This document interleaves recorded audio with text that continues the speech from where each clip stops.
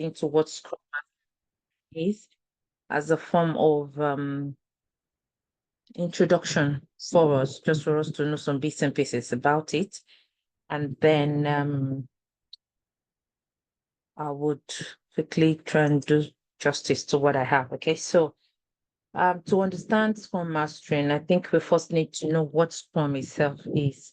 And according to the Scrum Guide, it's a lightweight framework that helps people or teams and organization generate value through adaptive solutions for complex problems. Okay, so in simple terms, let me bring it down and open it up a bit, explain it a bit more than the Scrum Guide did. It's a framework, and it's a framework of Agile, which is a method of implementing a project. So a team has a project that they need to do, and they need an approach to implement it. So Agile is a project management approach, and Scrum happens to be one of the frameworks under Agile. Okay, so it's a framework, like I said, and it helps teams to work together on complex projects like building software or creating a new product or services, and helps them to organize their work into small, manageable chunks,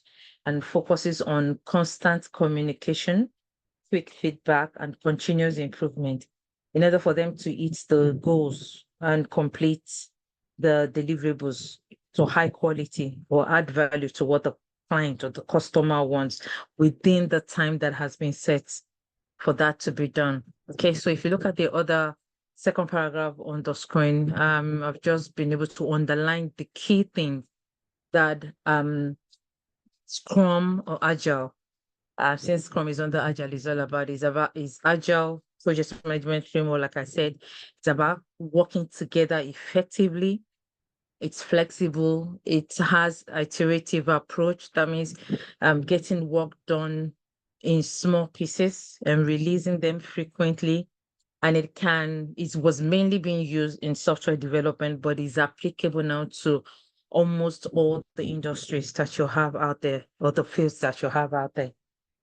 Okay, so for us now to understand what Scrum Mastering is, which is the act of leading and guiding a team through a project using some of Agile project management framework, the one called Scrum. Okay, so that's what Scrum Mastering is. And in the acts or the process of Scrum Mastering, you become a mastery, if I can put it that way, in Scrum itself. Okay, so when you have Scrum Mastery, it's not limited to just Scrum alone. You've gone ahead and become a master, so to say, which, a Scrum Mastering professional becomes. You become a Scrum Master. You've mastered Scrum to the extent that it goes beyond Scrum. You've been able to encompass and have a deep understanding of Agile's other frameworks also. Ability to adapt Scrum, ability to look at a project and be able to give an organization or a team the type of framework, the type of Agile framework that can be used for it. So it goes beyond just Scrum. It goes into you having an understanding of Agile in full sense. There is no way you become a Scrum Master or understand Scrum without understanding where Scrum comes from, which is Agile itself. So when you have Scrum Mastery, you've gone beyond Scrum mastering itself, and you've gone in deep into what Agile is all about, other frameworks of Agile, and being able at times to combine two frameworks, so to say, if that is what will help the project you're working on to deliver. So you'll be able to so quickly, this is just to look at some few other frameworks you have in Agile. So like I said, Agile is the approach itself, is the method and mindset in itself, and it has other frameworks or practices underneath it. Scrum is one of them. You have Kanban, you have Safe, you have Lean. So it's not limited to this four. This is just to mention some of them. We have extreme programming, we have TDD, you have all those, but we're not going to go into that this night. This is just to show us that to explain to us that Agile as an approach has a lot of framework underneath it. Scrum is the main one that is being used mostly in the industry. But as a Scrum Master, you're not just limited to Scrum alone, to understanding the practices, the principles, and the process of Scrum alone. You should get into the mastery of being able to understand also other frameworks of Agile, Kanban, like I said, Safe, Lean, Extreme Programming, Lean, and all the others that you have. But this is just to give us an overview of Agile and all the frameworks that are under it, the processes, the things listed, itemized are just the processes that you have under each of the processes. And they are not limited to just this 5 or this one. So these are just giving you a few examples of what you have. Like I said, I'm not going to go deep into this, but just to give us a preamble of where Scrum comes from and the other frameworks that are within the Agile umbrella. Okay, so and Agile itself is just emphasizes collaboration, customer feedback, small frequent releases. That's just putting it in simple terms, not to bother you with the technical definition of what it is and all that. So this act of Scrum mastering is the sole responsibility of a professional individual called the Scrum Master, who carries the role within the team. Okay, so as a Scrum Master is a facilitator of the Scrum team. He's the leader, is the Scrum guide now calls him the true leader. So he's the leader of the Scrum team. And remember that in order to implement a project, we need a project team, isn't it? We need a team to work on a project. So those are the project team that's required. And where either Agile, Scrum, or any of the other framework of Agile is being used as the is being employed as the approach to manage that project, then definitely you need a Scrum Master.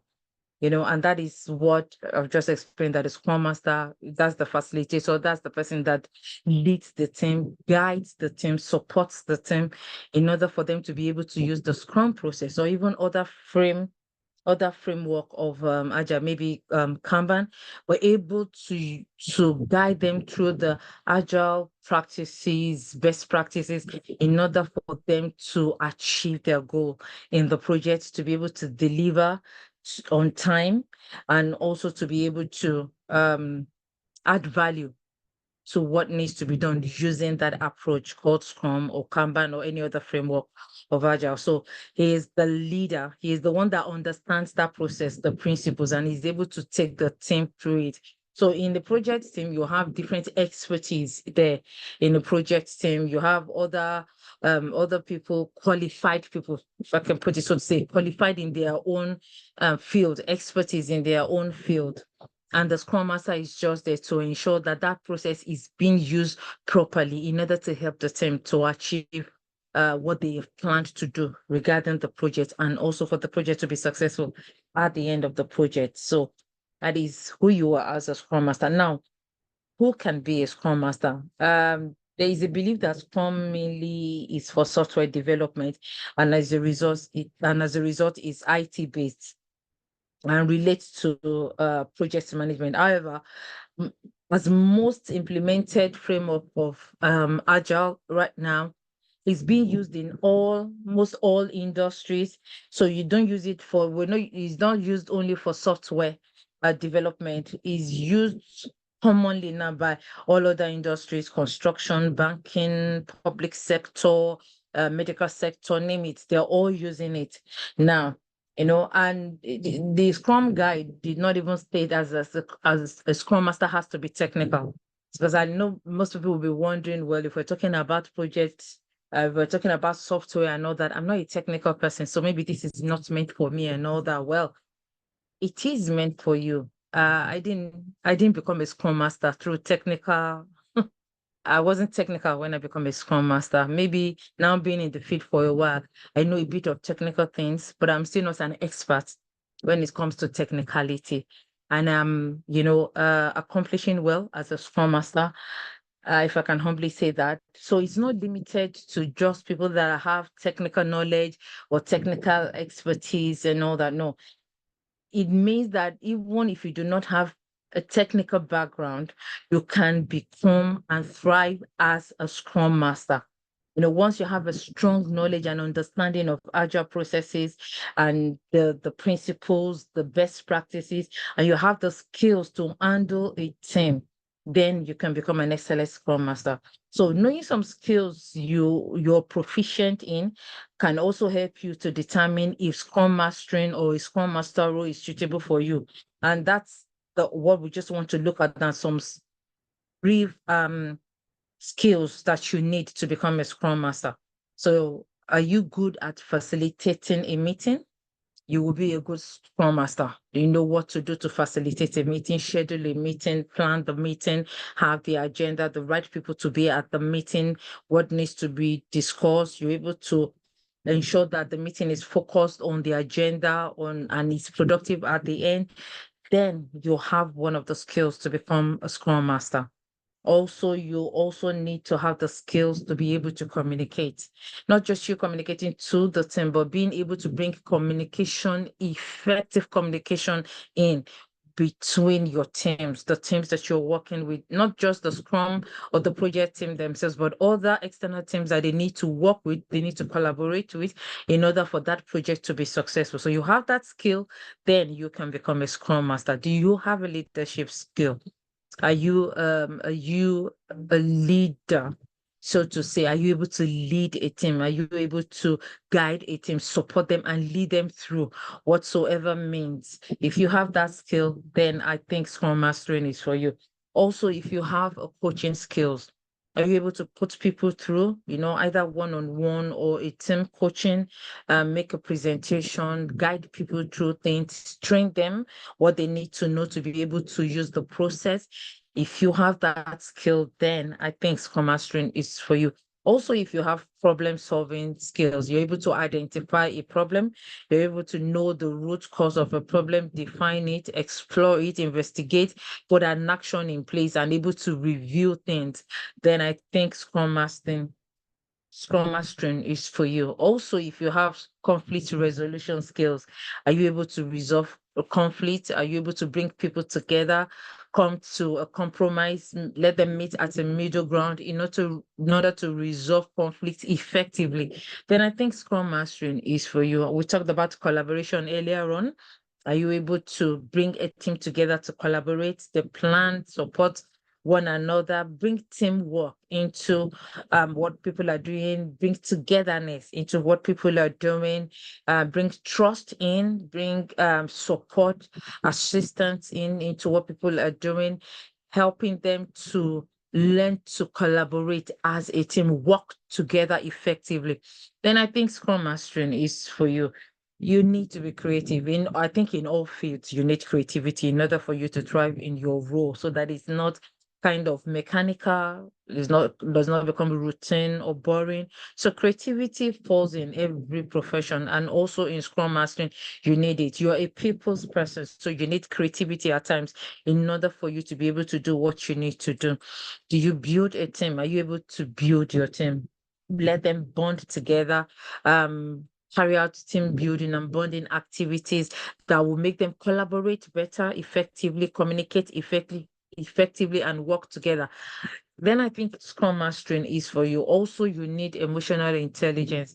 You need to be able to empathize with people, able to motivate your team, able to have self-awareness, social skills. You don't want to have a boring team.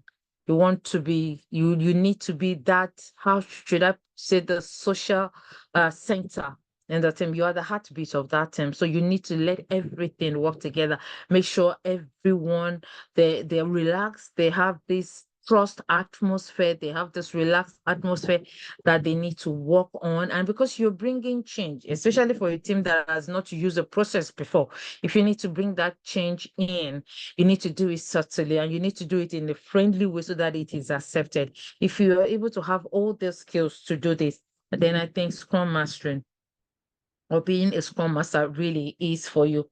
And so quickly also, we just want to look at the role of a Scrum Master. So as a Scrum Master, what are you expected to do? You expected, I did make mention of having facilitation skills. So you expected to facilitate the meetings that they will have. Okay. So there will be meetings, there will be what we call Scrum ceremonies that your team will need to carry out, sprint planning, daily stand-up and all that the team will need to do. You need to facilitate it. You need to schedule the meeting, recurring meetings, schedule the meetings, ensure that the meetings happen at the same time. Normally, you don't need to send reminders, but if you're dealing with a team that is new to Scrum or Agile, definitely you will need to send reminders. If you need to set reminders in place that remind your team of the meeting, you need to facilitate the meeting also.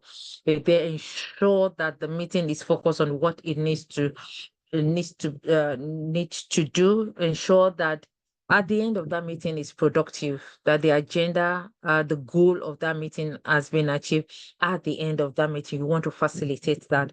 It might be within your team, it might be within your team, the project team, and other teams that needs to meet. So you need to be able to facilitate. That's one of your main role as a Scrum Master, is that you need to be able to facilitate. You need to be able to encourage also. Okay, you have face-to-face communication, one-on-one communication with your team members, finding out what is going on. You need to motivate them. You need to teach them how to be transparent, how to be open when in meetings, how to be able to communicate what they're saying, what they're doing, encourage them to be accountable. Those are part of the practices, the best practices of Scrum and Agile that you need to put in place. So you need to be able to encourage your team members, encourage them, when they do what is right, when they do what is good, to be able to kind of appreciate them. And then you need to also, as a Scrum Master, is one of your roles to be able to help the team to reflect, help them to create that avenue. There's one of the Scrum ceremony that is the retrospective. Is a meeting where the team reflects. So there could be team reflection, there could be individual reflection. You're able also to help the team to reflect, also help them to understand what they're doing, help them to reflect on how they've worked, help them to track the progress of what they're doing and put continuous improvement in place so that they get better in both the process and also their own progress. You need to be able to reward, okay? Appreciate the team when they do what they've done. Let them take pride in what they have done. Let them celebrate their successes, even though we're reflecting and getting better. It's part of your responsibility to be able to do that. It's part of your responsibility also as a Scrum Master to be able to protect the team.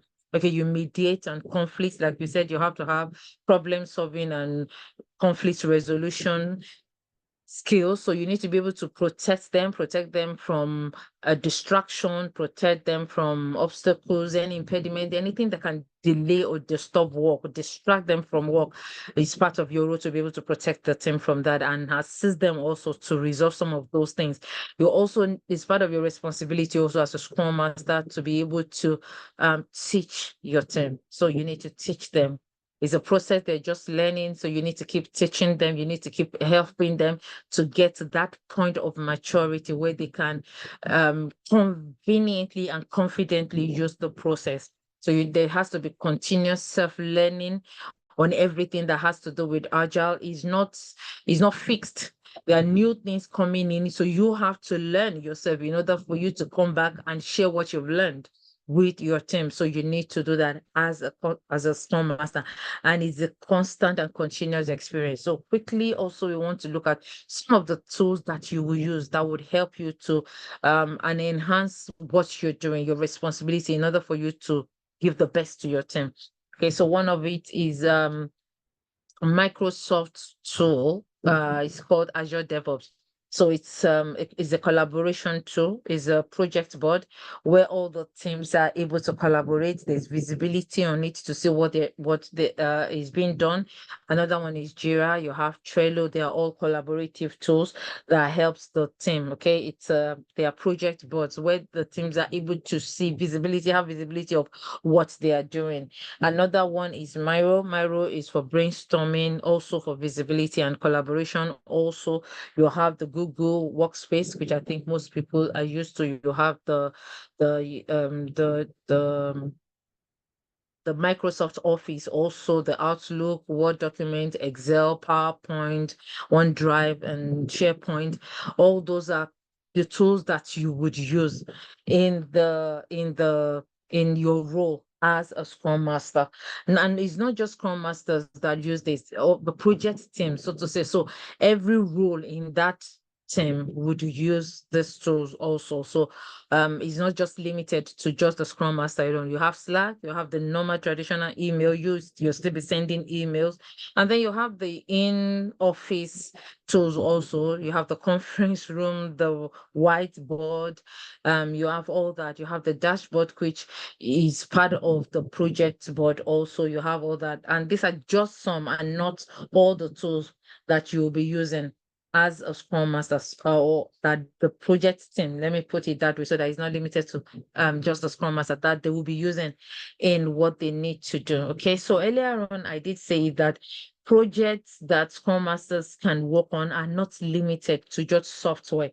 So projects and industries that a Scrum Master can work in, you have it everywhere: healthcare, banking, government, insurance, medical, construction, everywhere. A Scrum Master can work in every industry. So it doesn't have to be IT industry alone. You can work in any industry. So all industries, all fields are employing Scrum Masters. So you can work in any of them. Okay. So we also quickly want to look at the salary range of a Scrum Master. So believe me, this is not fixed. This is just one that has been picked from a website called salaryexperts.com. And this was updated as of today, the 18th, is what I'm showing you, which was separate or different from what we had some few months ago. Okay, so as you can see here, you can see that 83,937 per annum is the average base salary. So a Scrum Master can earn more than this. So they can earn lower than this, can earn more than this, depending on how best you can, sell yourself. Let me put it that way. Okay, the average hourly rate you can see is 40 pounds plus.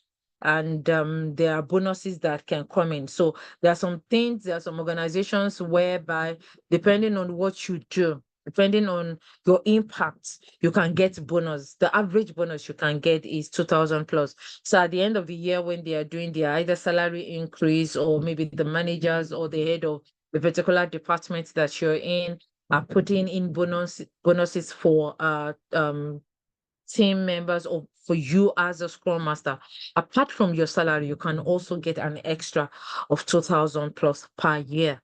So you see that it is what you put in. So it's not only about just getting the job and then relaxing to say, okay, well, I'm in the job now, just do the bits and pieces and everything. You need to keep growing.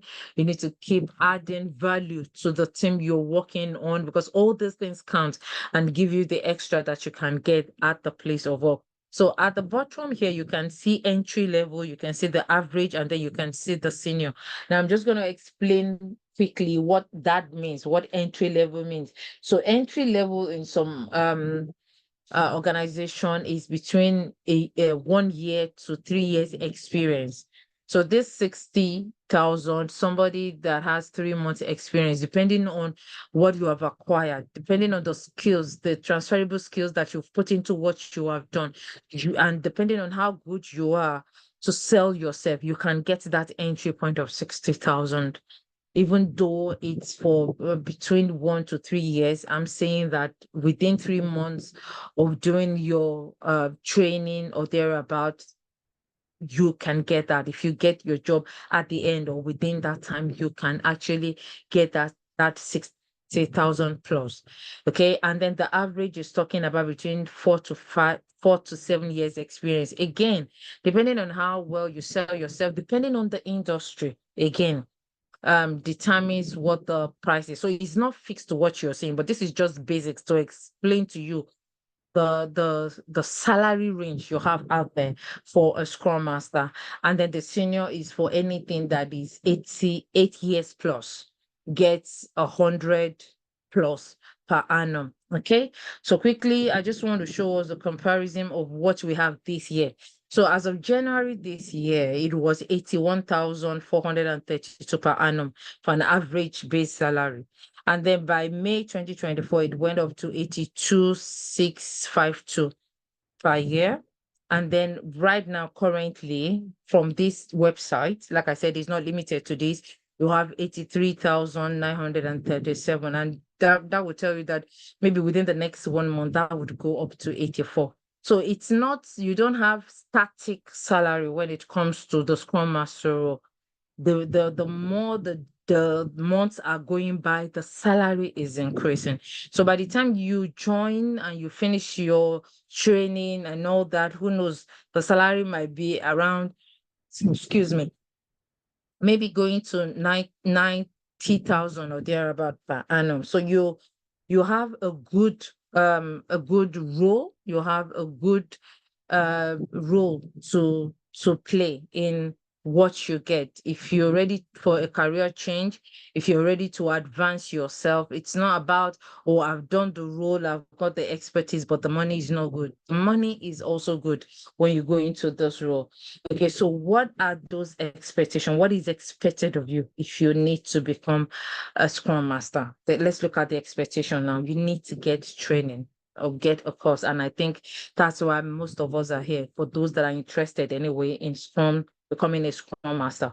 So to become a Scrum Master, you're expected to participate in the Scrum Master training. You need to get the training before you become a master, for you also now to use the best practices to help your team.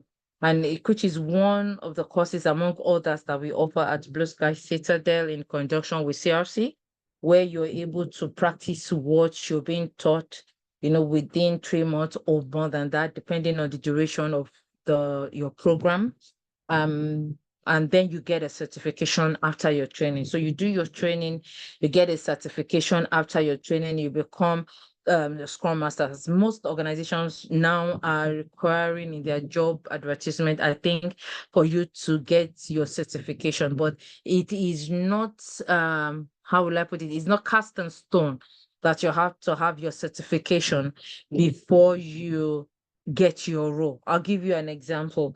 I had my certification before I got to my role, but it wasn't from a body that is recognized by my organization.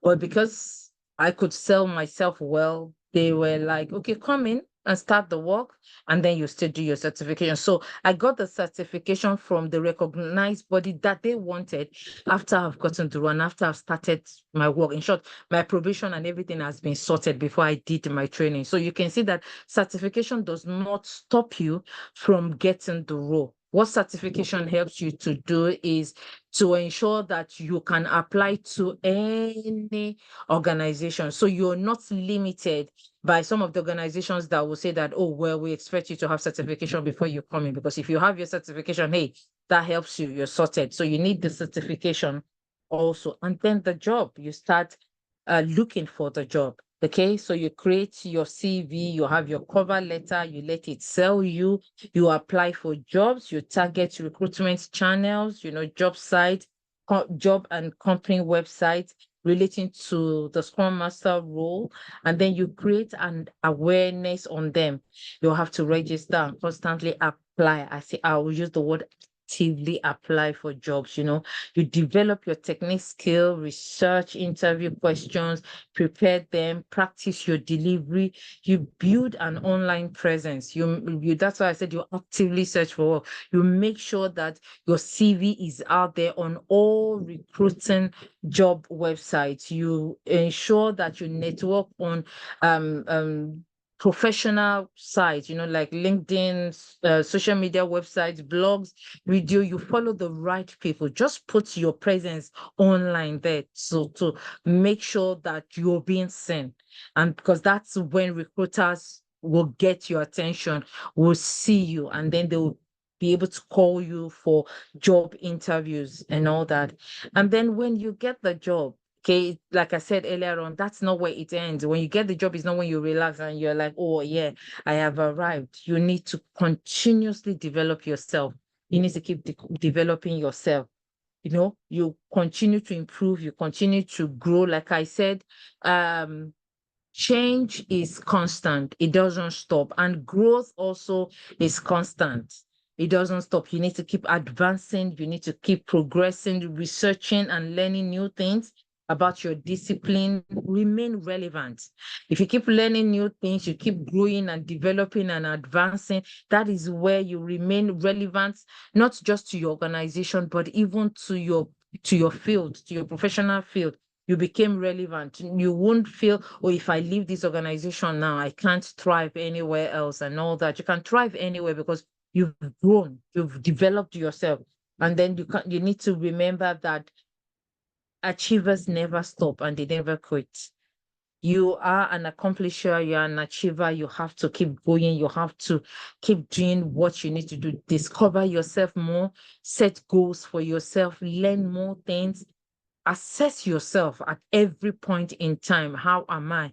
And one of the things you can use to assess yourself is an example that I'll give is, even if you're not going for a particular role, go to the job, market out there and everything, get a role, apply for a job, go for the interview, see how you're doing.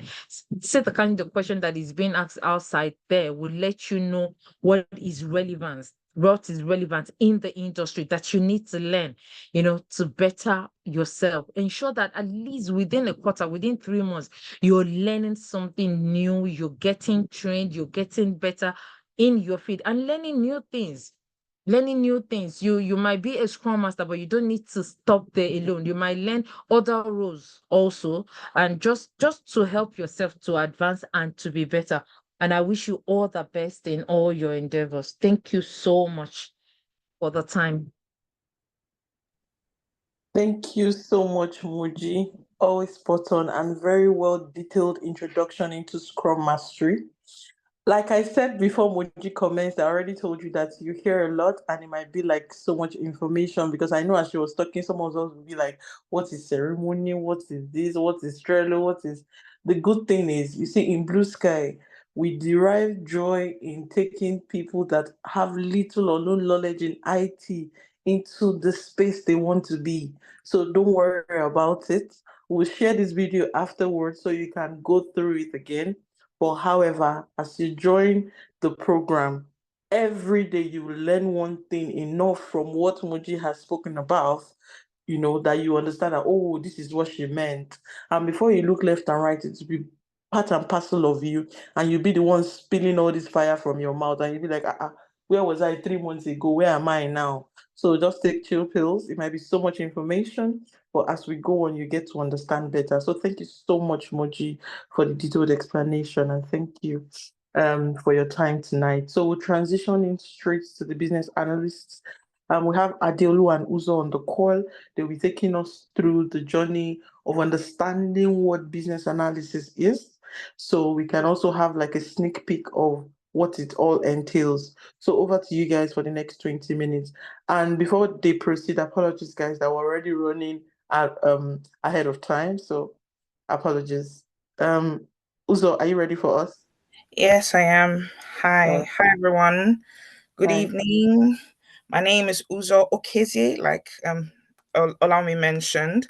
Adeolu will be available towards the end, and both of us will be able to answer the questions. But because of the time, I think I'll just kind of run through the slides really quickly. If you have any questions, please feel free to ask once we are done. So let me just share my screen and then we can start. Can you see my screen? Yes, please, right on. Awesome. All right. Hi, everyone. My name is Uzo Kizi. I'm a business analyst. I just want to introduce, this is going to be a very quick introduction into business analysis. I'm going to keep a lot of the examples and terms I'm going to use as easy to understand as possible, not, try and stay away from a bit of from technical terms. But if you have any questions, once I'm done, please let me know.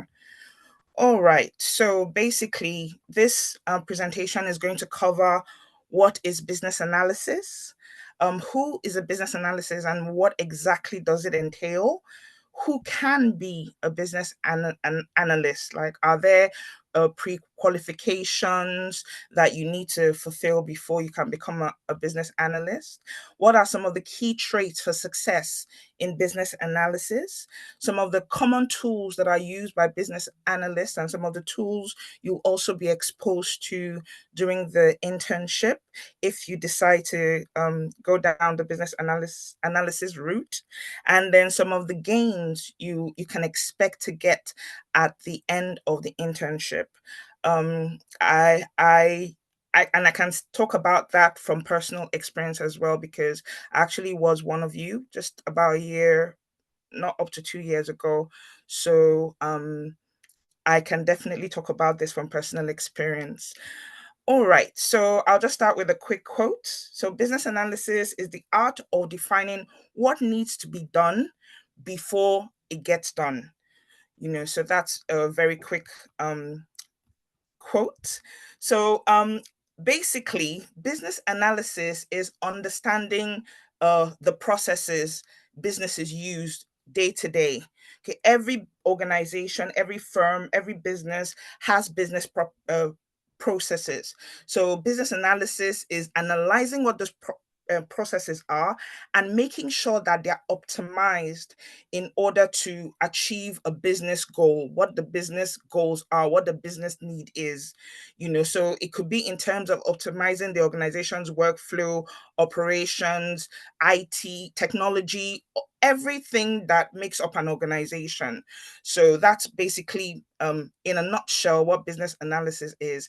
It also includes identifying opportunities for improvement. So even though this is what the business does on a day-to-day, how can we improve it? How can we get better? How can we meet our goals? So while an organization says this is what we want to achieve, a business analyst says, okay, how can we achieve this? What do we need in order to do that? So we basically also identify areas for things like cost reduction, improved or increased efficiency, process improvement as well. Another key aspect of business analysis is bridging the gap between the business and IT. So we live in a world where business is fueled and driven by technology. And even though a business knows what it needs, the IT function that's supposed to supply may not understand how that translates in terms of technology. So that's what a business analyst does. They understand what the business needs are, and they're able to act as translators to the technology or IT function to tell them, if you provide A, B, C, D, we'll be able to meet our business needs. So a business analyst makes sure that there's an alignment between what the business needs and what the technology provides, what the technology solution is as well. And then finally, a business analyst or business analysis facilitates change improvement. Someone said that the most common thing in this world is change. We all have to change in order to grow, improve, and get better. And a business has to change. Otherwise, they'll be either left behind or die, basically. So business analysts play a very important role in managing organizational changes to make sure that there's smooth transition, and they're making sure that the risks, any potential risk is mitigated. And a very key element of change is people management. Without people, your change is driven by people, either internally or your customers. So a business analyst is key in understanding what that change entails and managing it to make sure that it is accomplished and the business needs are met. So in a nutshell, business analysis is a critical function that helps organizations streamline their processes and optimize their operations and drives organizational success. Okay, so moving on. Now, the Institute of the Chartered Institute for IT here in the UK says that as a business analyst, you will work with your colleagues and other stakeholders to investigate operational issues, problems, new opportunities, seeking efficient business solutions through improvement in aspects of business areas or systems. Just to break it down for you, a business analyst is someone who processes, interprets, and documents business processes, products, services, software through the analysis of data. To further break it down for you, basically, a business analyst ensures business efficiency. So, with your knowledge of both IT and the business function, you make sure that what the business wants to achieve is what they will eventually achieve. So let me, like I said, I just want to kind of simplify everything and you try and do that with a common example. So say you live in London, probably West London, and you have a friend who lives in South London, and you're like, okay, could I come and visit me? I want to go and see your friend, and the person probably just gives you an address. There are no directions. You just give you an address. You don't have a sat nav. You don't have a map. You're just basically trying to find your way using signs. Okay, this is the way to South London. Oh no, I made a mistake here. I have to turn around. Oh, which way do I go? Do I go left, right? So you will spend a lot of time. You will spend a lot of resource. And at the end of the day, you may spend an hour, 2 hours trying to find the way. And just at the point, you just give up and say, oh, I can't. I don't know how to get to you. It's too complicated. But then imagine someone gives you the address and you put it in your sat nav, and then it's literally telling you, go straight, take the second turn on your right, take the third turn. In 30 minutes max, you're there. Some sat navs even tell you there's traffic ahead. So that's a risk. If you want to avoid it, take this other road, and you avoid potential pitfalls. That's basically what a business analyst is. So a company says, I want to, at the end of the year, we want to increase our profits, or we want our customers to be able to use our products easier. We want them to be able to use apps on our product, on apps on our website. And that's all they know. We just know that this is what we want to achieve, and all of that. And then the IT guys are like, okay, so what exactly do you want us to build for you? Is the business analyst that takes those business needs and breaks it down to say, okay, in order to achieve this objective that the business has set for itself, you're going to need A, B, C, D. You're going to need, this particular application, and the user is going to need to do A, B, C, D. So basically they break it down. They act as a bridge between the business and the IT function, and they take the business objectives and break it down into requirements that the IT function understands, and they're able to say, okay, give us this requirement, this requirement, this requirement. If you give us these requirements, we'll be able to meet the business objective. And that's just at the introduction of a new service. Sometimes the business is already running and a BA says, okay, how can we improve the processes of this business? We want to do better. We're doing okay, but we want to do better. Look at all the things our competitors are doing. We want to do better. How exactly can we do these things? So it's a business analyst that breaks down that need into, again, requirements. If you come in as a BA, I hope you do, we're going to teach what requirements are, how to get those requirements, and how to present them to the IT team in such a way that they understand what requirements are and they're able to work with them to deliver what the business needs. So you can imagine someone who is an interpreter. The business just knows what they want. The IT guys are very technical. They have the expertise, but they need someone to be able to translate between these two functions to say, if you do ABC, then you're going to meet the requirement of the business. So every business needs a business analyst. It is such a crucial function, and it is so valued in every industry. I'm just talking about IT because obviously technology powers business, but talk about the financial industry, the health industry, any industry at all. It is something that every organization needs. It improves their processes. It introduces new products.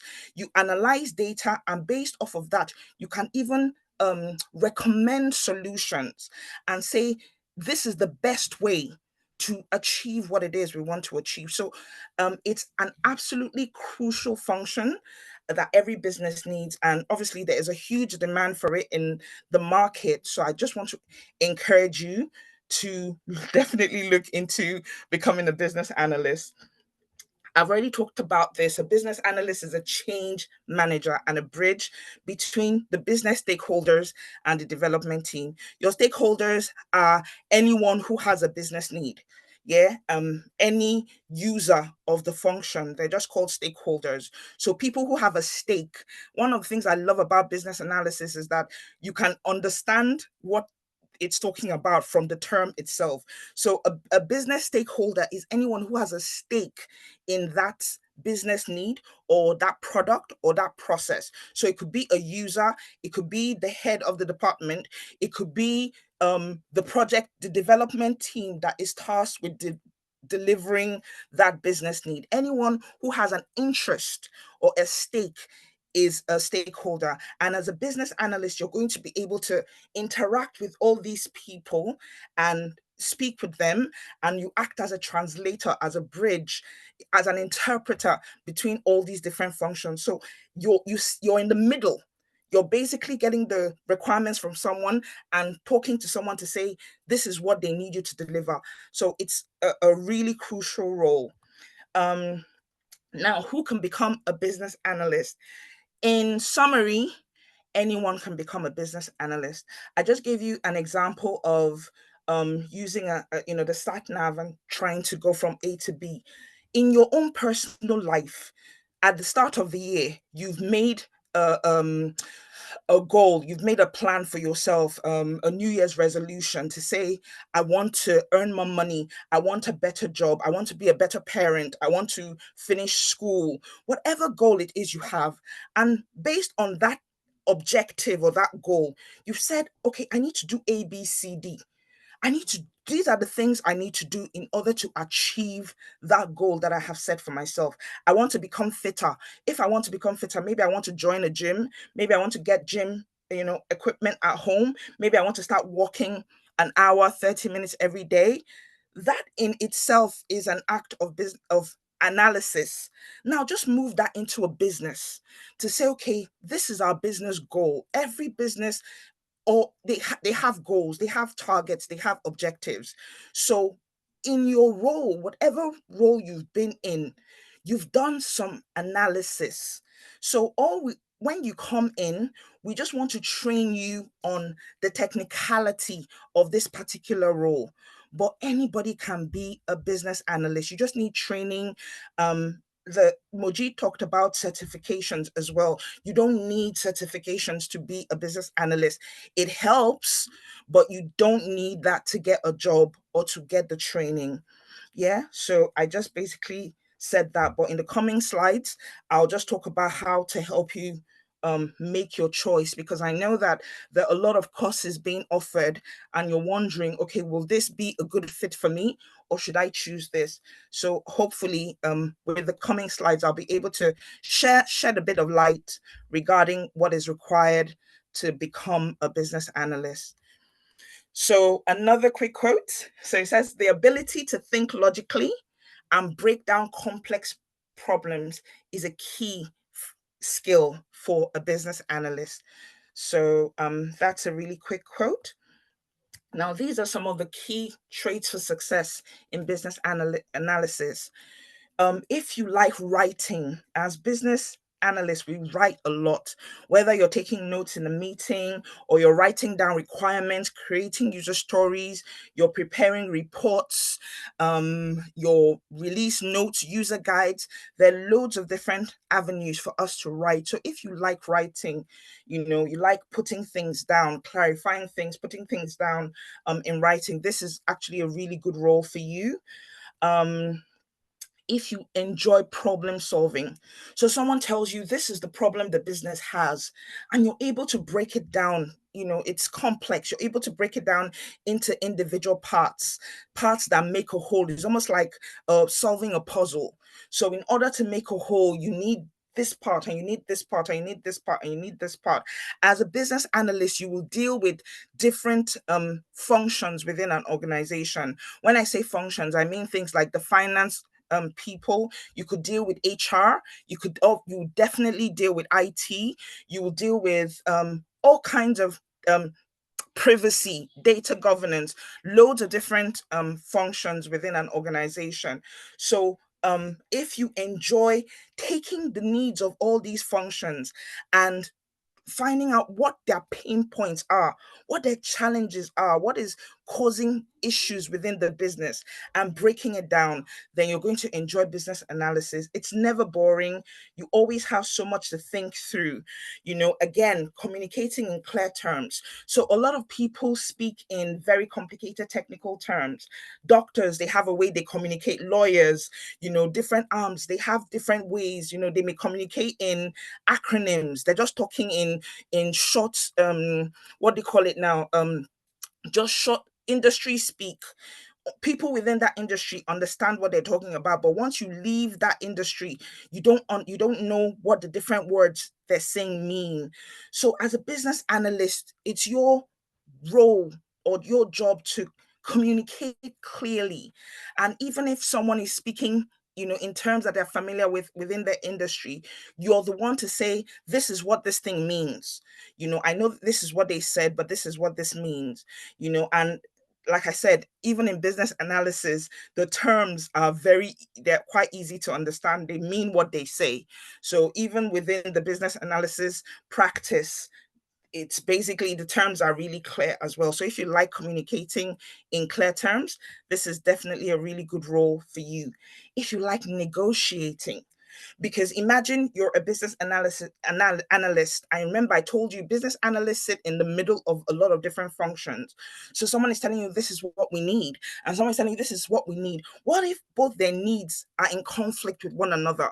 So as a business analyst, you're like, okay, do you know what? Yeah, if we both focus on what it is we want to achieve, why don't you give a little and you give a little? You might have to negotiate, make some of those negotiations, with stakeholders. Remember, anyone who has a stake, someone is telling you, in order to do my job, I need this. And someone is telling you, this is the only thing we can provide. We can't do exactly what it is they want, but we can do this other thing.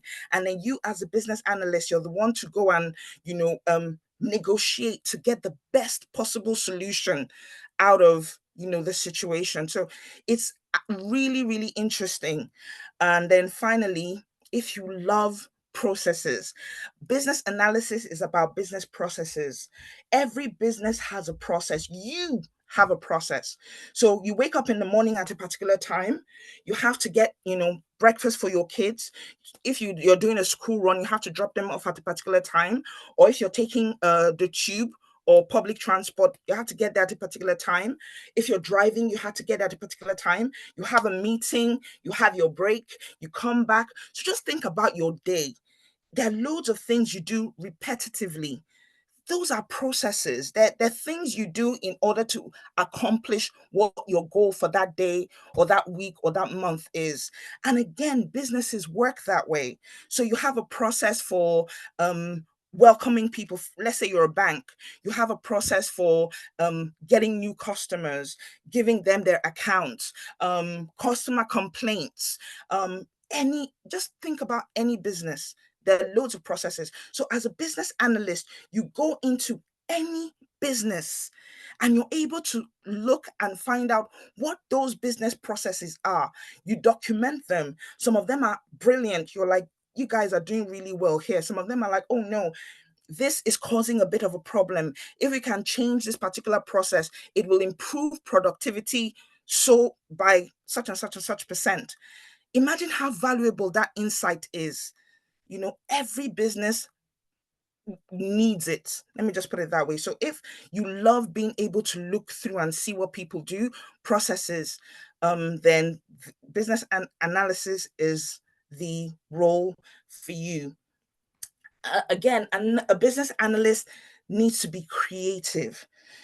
Remember, creativity is creating, sometimes it means creating something out of nothing. You're like, okay, we don't have this particular process, we need it, and you're able to highlight the benefits to the business stakeholders, to say, if we bring in this particular process or this particular application, it will really, really help the organization. And so you think of creative ways to solve. It could be everyday problems, and no one is expecting you to come out with these solutions by yourself. You do research, you look around at competitors. What are other people doing? What are people saying they need? So a lot of times, a business analyst, you listen. That's basically what you do. You listen, you watch what would help this business achieve its need. And then you're able to document it and present it as a problem. And people are like, oh, you're so brilliant. Why didn't we think of, something like this and everything? So it's as a business analyst, creativity is very valuable to a company. Um, don't be afraid. In fact, like I just talked about, being able to carry out research. Research is the bread and butter of a business analyst. No one expects you to be an expert in the domain you go into. In fact, a lot of business analysts are not experts. They go in not knowing a lot about that business or that domain. But by the time they're done, they become domain experts because they've researched that industry or that business so much that people are even coming to them to say, okay, this is the issue we have, how can we resolve it? And because of their knowledge, they're able to give informed decisions. So research is absolutely awesome and necessary, as in business analysis. Sorry. So again, investigating the root of a problem, the root cause of a problem. A lot of people just see the results and that's all they see. But a business analyst wants to find out, why did this thing happen? So the delivery was late, and because of that, we could not satisfy our customers. Why was the delivery late? Oh, the delivery driver did not bring it on time. Why didn't the delivery driver bring it on time? Okay, his vehicle had issues and they had to, look for a replacement vehicle for him, and then he was delayed by an hour, and that made the delivery late. Why was his vehicle? Why did no one catch the fact that they had that vehicle had issues before that time? So see how one question leads to another question leads to another question. Most people just say the delivery was late. Let's just change the supplier. They're not good, blah, blah, blah, blah, blah. But a business analyst says, why? What is the root cause of this thing? Because if you don't find out what the root cause is, it'll happen again tomorrow. So we're curious. We want to investigate and find out what the root cause is so we can solve that main problem and make sure it doesn't happen again. Not afraid of change. A lot of people don't like change, but a business analyst, that's our job. We want improvements. We want change. We want better processes. We want better results. We want to do things in a better way. So we're not afraid of change at all. And there's so much more. So very quickly, I'll run through some of the tools that you'll be exposed to here in Blue Sky, or tools that business analysts use. Again, yeah, you will be exposed to them here in Blue Sky. So sorry, let me just go back quickly. The first one is Balsamic. It's a wireframing tool. It's just used to create prototypes or sketches of products. So a lot of times when you're trying to describe things to people, they may not really understand what you're talking about. With Balsamic, you can just quickly sketch to say, okay, if we're building a website, this is where the homepage will be. This is where the sign up button will be. This is where this will be. And you just show a very quick sketch, or it's called a wireframe, of how the product will be. So people that are developing it understand where everything should be. And it's very easy to work that way. It's easier to work that way. So that's one of the tools. Microsoft Visio, it's another tool that is used to create workflows, process maps. We'll explain a bit more of that to you, but that is top of the line. A lot of these other tools like Miro, Figma are very similar to Visio, but Visio is top of the line, and that's one of the things you'll be able to use here in Blue Sky CRC during your course. Miro, I talked about Miro, Figma, they're all also process mapping or workflow tools, workflow creation tools. Okay, then there's Azure DevOps, which is an application you use for project management. Again, top of the line. I won't go into that, but that's one of the tools you'll be able to use while you're here.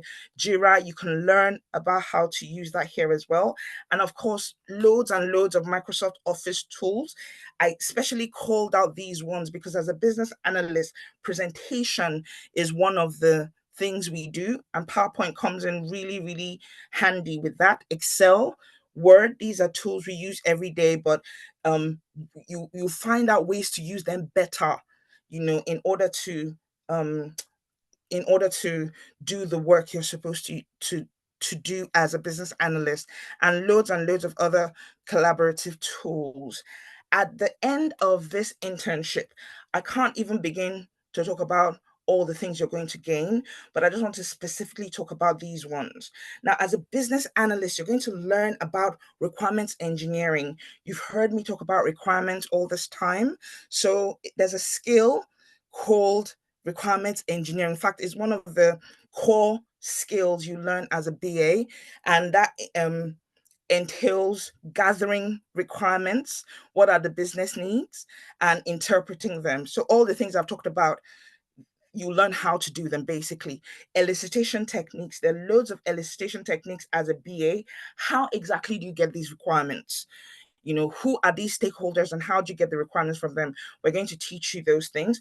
Process improvements, I've talked about all these things. None of the things I talked about are things anyone expects you to get by yourself. We're going to teach you these things, and you're going to be able to work in a real life project and apply the things as you're learning them, thereby not only gaining practical knowledge, but also your CV, you're gaining work experience as well. Absolutely awesome. Report generation. Remember, I talked about the fact that we create reports all the time.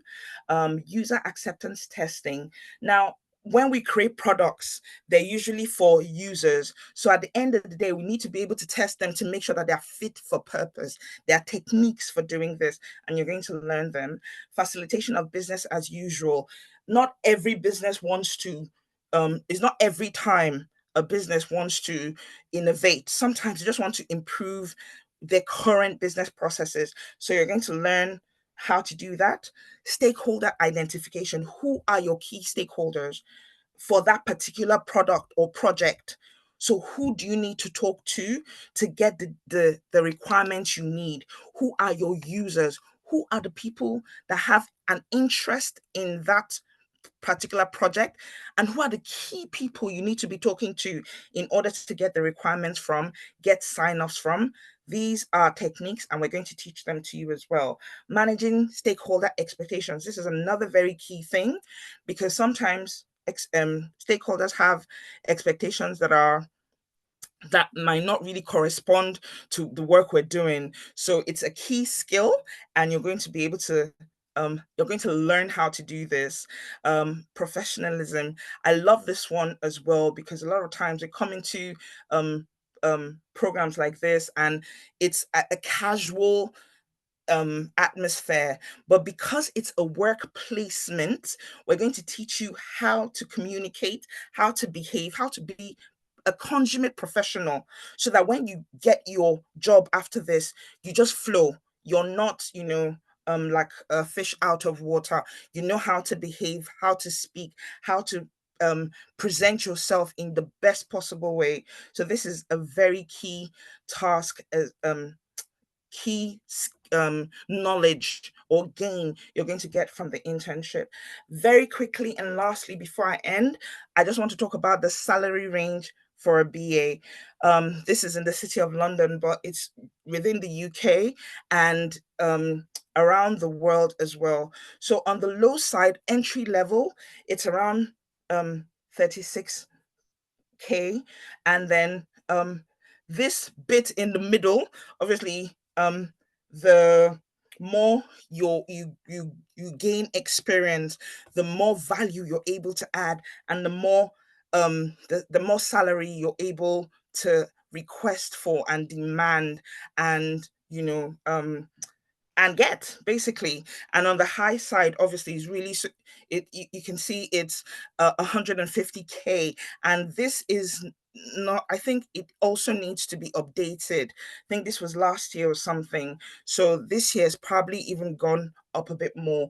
So not only is there a demand for business analysts, like I told you, every business needs a business analyst, and there's so many roles going in so many different industries, but the pay is good, very, very, very good as well. So that, I think, is my last slide. And I just want to thank you for listening. If you have any questions, I'm available to answer. Thank you.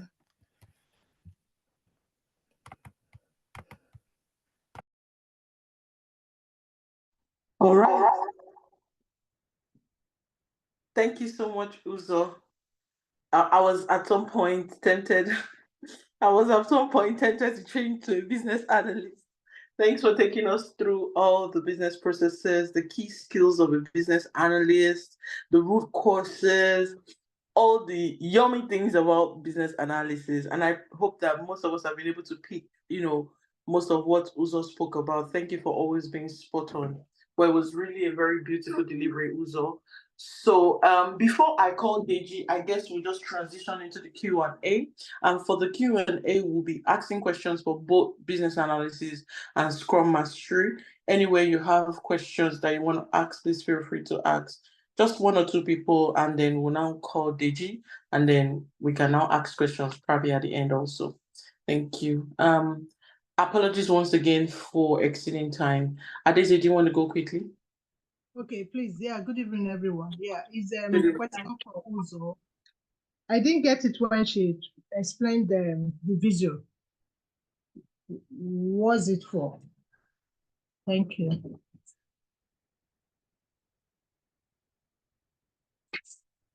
Adelu or Uzo, do you want to take that? Okay, go ahead. Sure. Adelu, please go ahead though. I think she's here. So yes, it'll be nice if she's available. The Microsoft Visual, what is it used for? Okay. Thank you. Sure. Adelu, are you here? Hi, Uzo. Hi, yes, I'm here. Can you guys hear me? Yes, we can. Okay, hi. Sorry, I didn't quite catch the question. What was your question, please? It was something about Microsoft Visio, but what was it about? What was your question? Can you hear me, please? Yeah, Hello? the question is, what's the Microsoft Visual? What is it used for? What does it do? Oh, okay. I can understand the balsamic, but the Visual, what is it for? Thank you. So the Visio is, Microsoft Visio is a diagramming tool. It's used to create certain diagrams that we use within business analysis process. So you can use Microsoft Visio to create things like flow charts, like one of the one that I know that you might be familiar with is like an organogram, like an organizational chart.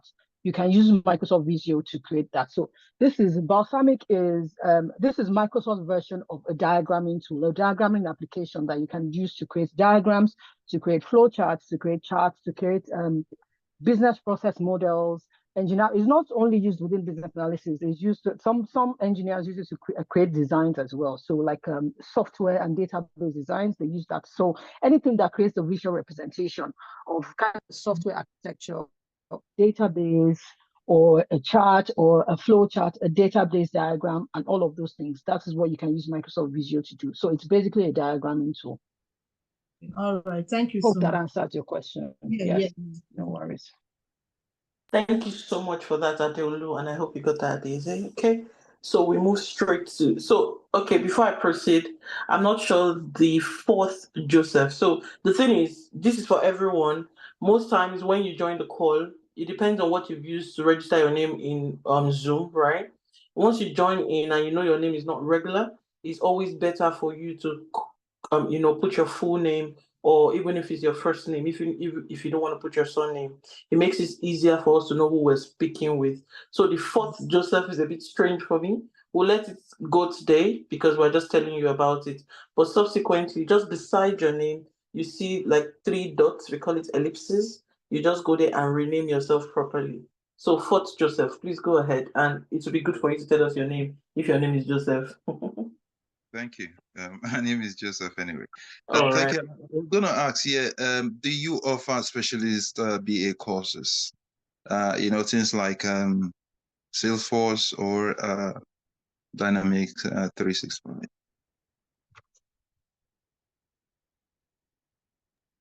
Okay, we do offer those courses, but for the purpose of your training, I would prefer if your Pat will respond to you on that, right?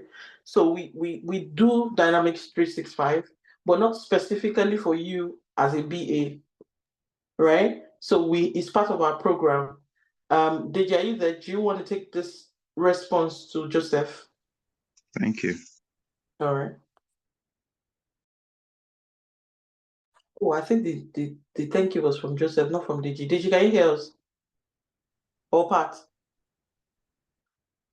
Hello, good evening. Yes, I'm to respond to that. So, we've had specialist courses delivered on the platform. I think the latest one we did was Microsoft Dynamics, and we've had Oracle, and I think SAP was in the pipeline, but because we didn't have the number of students that we needed to onboard, so we had to put that on hold.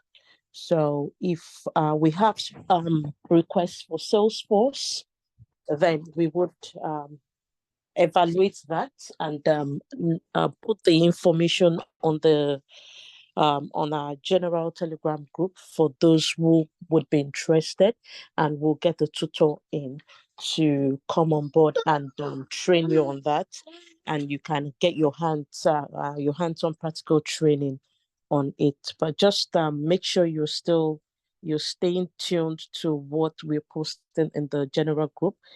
So as many interests that we have in that, we'll look into it and we'll communicate with you. Thank you. Thank you very much.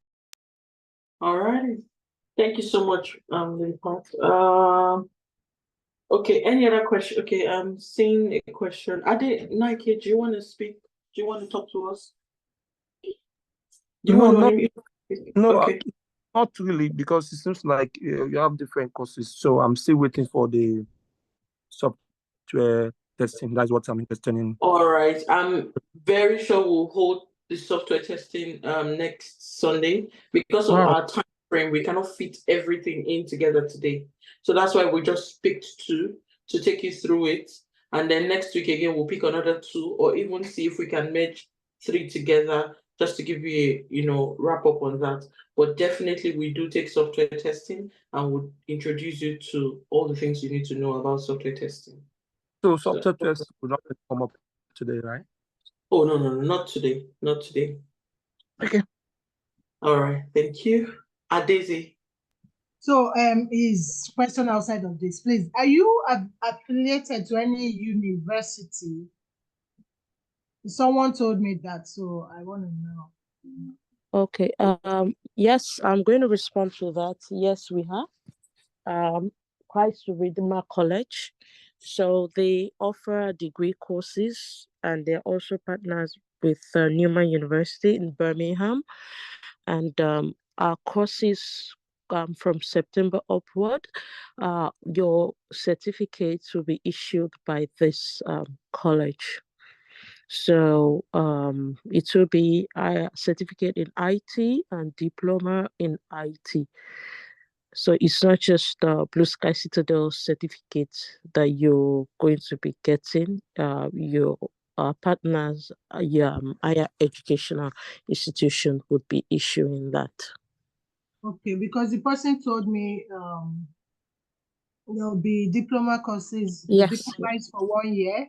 Yes. And I don't know which other one the person told me that is for like 6 months. Yeah, you have the certificate and have the diploma. Yes, so I mean, I'm just going to say this clearly. So if you're listening and you've been looking forward to getting a UK education from a university or in the UK, and you're yet to have one, going for what you get from this training will be issued by the college, the Christ the Redeemer College, and they they would be the issuer of your certificate. So compared to you getting Blue Sky Citadel certificate of completion, you're getting a diploma or a certificate from them. If you do a certificate course, you can go ahead and do a diploma course, and you can also use that as well to proceed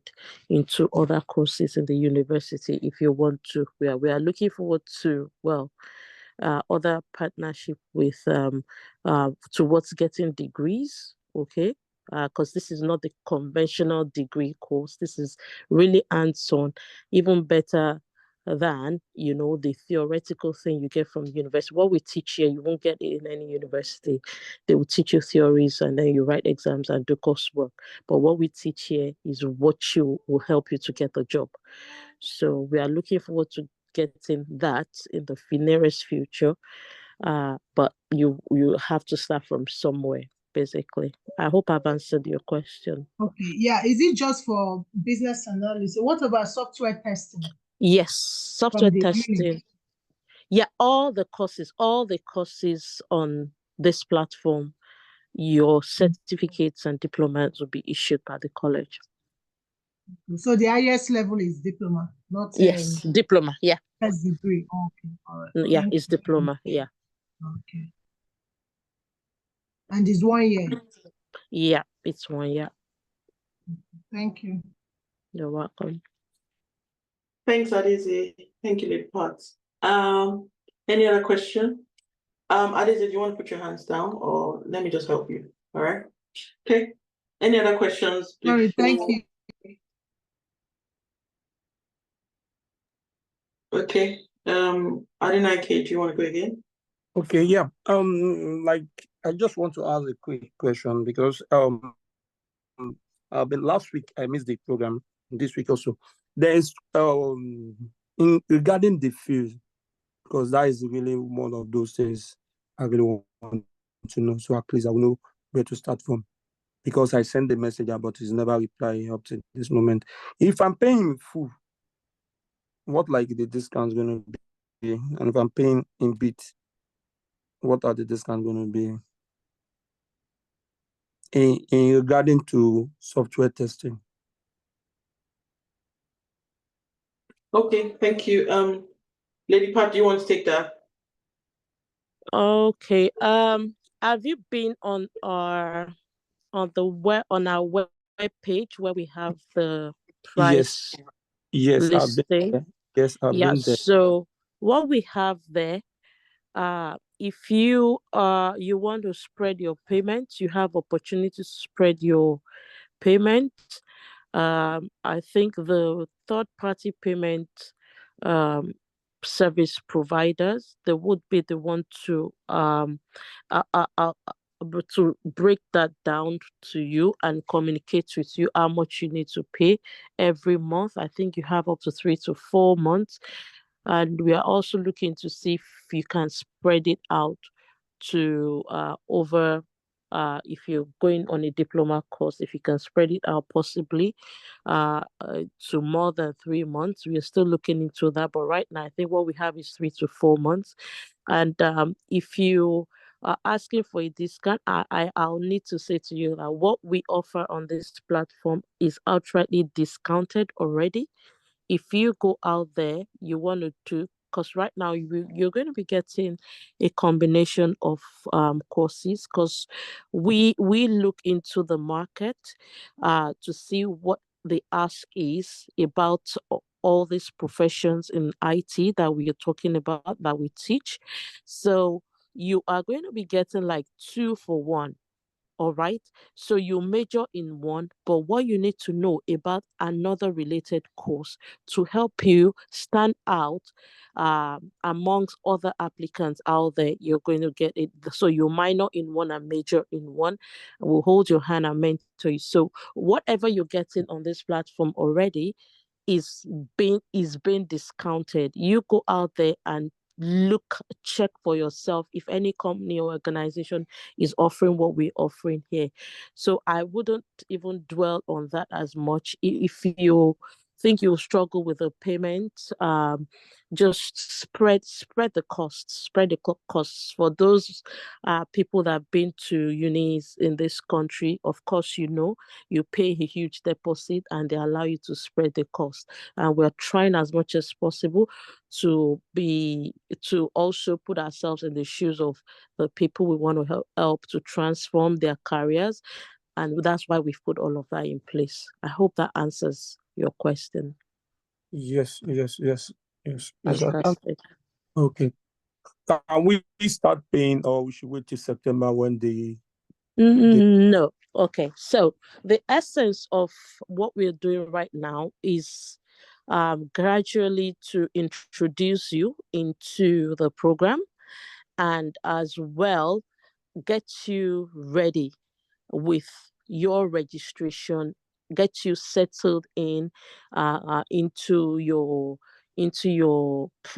course groups and teams. So you need to start making your payments right away. So by the time you get by the time the training starts in September, you already understand the system, what is required of you to do. You are not just coming in the last minute and you're struggling where to find what. So you don't need to waste time if you're really interested. And I always say, it is the people who are really committed to investing in themselves and would take the decision that follow through with the right guidance. So there's no point wasting time. If you're ready, just click on the link and put in your payment details, and that's you're going to get your onboarding process started. Okay, no problem. Thanks so much. You're welcome. All right. Thank you so much, Lady Pat. So any other questions before we wrap up? I guess we're gonna wrap it up here today. Or do you still want to come on? Okay. Adeze, go ahead. Please, other guys, please feel free to ask questions though. Thank you. You were saying making payments right away, but some of us, okay, let me speak for myself. I don't even know how much it is, for each of the courses. I'm interested in BA and manual testing. So I don't even know how much. I don't know how to pay, the link or anything. Someone just told me about this, this evening. So I said to send me the link. So that was how I came. Yeah. No problem. I will drop the link to the payment page in the chat. So all you need to do is to click on it. That's it. Hold on. So if you can pick it up, just let me know. It's in the chat.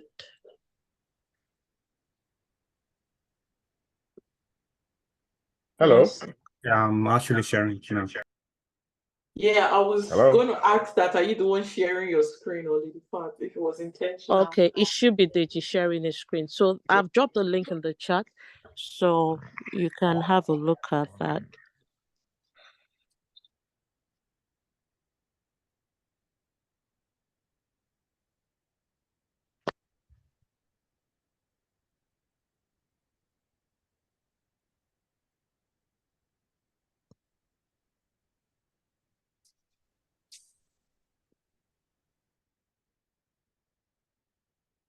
Yeah, as you can see, the certificate is £999, and then the diploma is 1,999 anyway. So that's for the diploma. Diploma is 12 months and the certificate is 3 months. Yeah.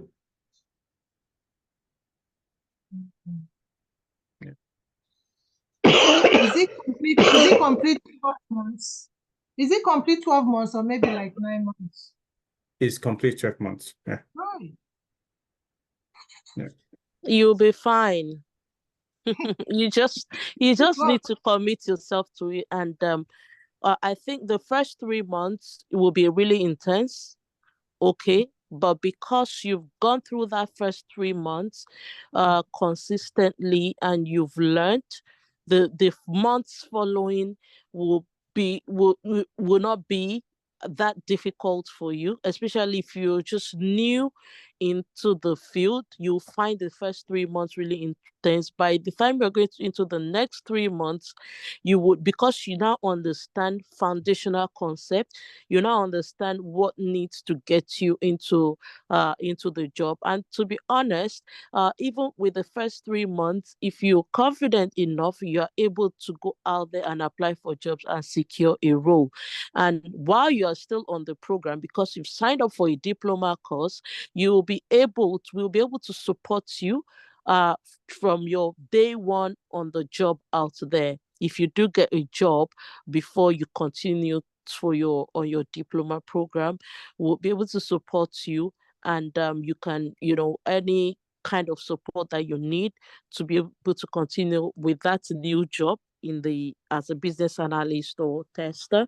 We'll be able to support you, and you can as well still be in the community where you get all the handholding and mentoring as well to help you build more confidence, so that I guess at some point you will be the one that you say you really don't need those, that you can survive on your own. But we still usually encourage you, if you're new, to make sure that you are at that confidence level space where you would be able to do your job at least and scale through your probationary period in that new job, and still go ahead to get the next job, depending on how much you want and how hungry you are to continue moving up in your profession, in your new profession.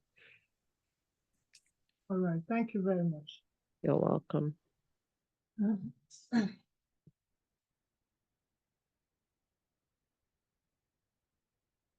All right. Thank you so much.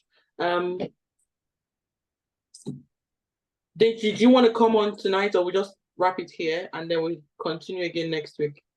Yeah, I think we can just conclude today anyway. I think it's been a really, really interesting session, and some questions are also good questions as well. So we're going to continue next week. We'll pick another role and we'll do almost the same thing, but it's going to be every week that we're going to do this, so that you can make up your mind on what you need to do. And like Pat said, please do apply as early as possible. Don't wait to the end anyway. So yeah, thank you so much. Yeah, Deji, sorry, Wumi, I have a question in the chat. I just want to address it. This is from Osaze. He said, okay. Please, does any of these require mathematical calculations or coding? It is a belief that many techniques specialities require codings also, and I'm not good at mathematics too as well, Osaze. Okay, that's a lie. I studied mathematics actually. All right, okay, so let's demystify this. So there's nothing wrong if you are not good at mathematics or you're afraid of numbers. Your course choice on this platform, regardless of what you get, all the support you need. However, you would not need mathematics to do any of these courses. It's not like a requirement that you must know mathematics or you must know how to code. If you do know how to code, beautiful, fantastic. But your coding skills may come up maybe later, after you've settled into what, because what we are after is that we want you to help you to master the foundational things that you need to know as a BA, as a Scrum Master. And when you're mastering this, even in the first 3 months, you are good enough to go out there and apply for jobs confidently.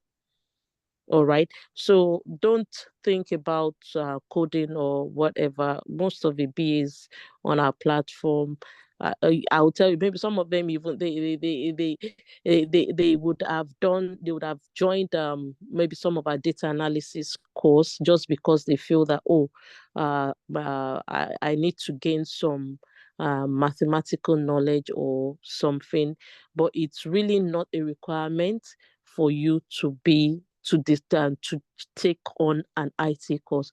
However, if you are looking for an IT course to start for development, software development, where you are writing programming languages, your mathematical knowledge will come in.